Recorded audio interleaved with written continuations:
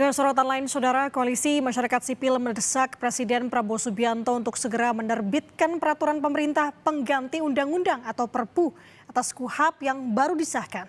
Penundaan ini dinilai untuk mencegah penyelewengan penegak hukum.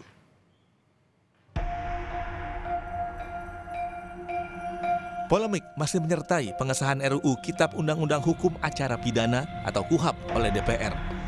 Kelompok masyarakat sipil mengkhawatirkan KUHP baru sebagai panduan proses penegakan hukum justru berpeluang membuat penegak hukum berbuat sewenang-wenang. Institute for Criminal Justice Reform atau ICJR meminta Presiden Prabowo segera menerbitkan Perpu pembatalan KUHP yang telah disahkan.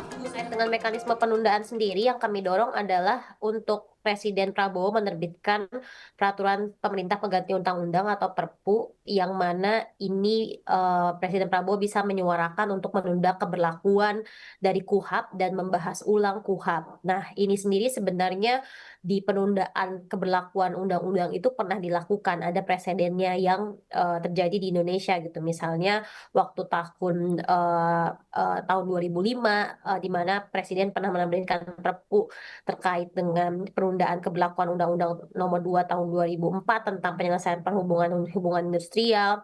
Lalu kemudian juga Undang-Undang Perikanan di tahun 2004 juga pernah ditunda karena ketidaksiapan kewenangan pemahaman aparat penegak hukum, utamanya pengadilan negeri.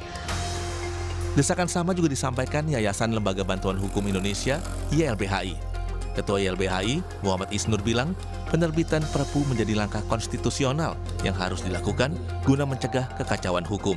Makanya kami memberikan masukan, mendesak Prabowo untuk segera menerbitkan Perpu. Batalkan segera KUHP ini, karena ini membahayakan penegakan hukum. Sebagai contoh, ini sangat membahayakan agenda pemberantasan narkoba. Karena penyidik BNN akan kehilangan kewenangan menangkap dan menahan tanpa perintah penyidik Polri. Sebelumnya, Ketua Komisi 3 DPR RI, Habibur Rahman, di rapat paripurna DPR bilang, KUHP baru justru melindungi warga negara dari penyiksaan selama dalam proses hukum. Menurut KUHP baru, dalam pemeriksaan harus ada kamera pemantau. Hal baru lainnya di KUHP baru menyebut seseorang bisa didampingi advokat bahkan sejak belum berstatus saksi. Secara spesifik ya mengatur larangan atau perlindungan warga negara dari penyiksaan yang mana di KUHP yang lama nggak ada sama sekali ya. Jadi kita bayangkan kalau KUHP lama terus berlangsung hingga saat ini tiap hari akan ada korban. Nah di KUHP yang baru seseorang sejak awal bisa didampingi oleh advokat, bahkan ketika belum berstatus sebagai saksi baru pemberi keterangan pun sudah bisa didampingi oleh advokat. Nah di KUHP lama juga aturannya seorang advokat itu hanya bisa duduk, mencatat dan mendengar, nggak bisa debat, nggak bisa berargumentasi. Sementara di KUHP baru advokat bisa menyampaikan keberatan dan keberatannya itu harus diakomodir dalam BAP. Lewat akun Instagram resmi DPR, Komisi 3 DPR RI juga memberikan klarifikasi mengenai kabar soal KUHP baru yang dinilai membuat masyarakat bingung dan khawatir. Dalam unggahannya itu, Komisi 3 mencantumkan beberapa pasal yang dianggap kontroversial, beserta faktanya. Beberapa lembar klarifikasi KUHP baru dan pasal-pasal yang disorot dapat dilihat di akun Instagram @dpr_RI.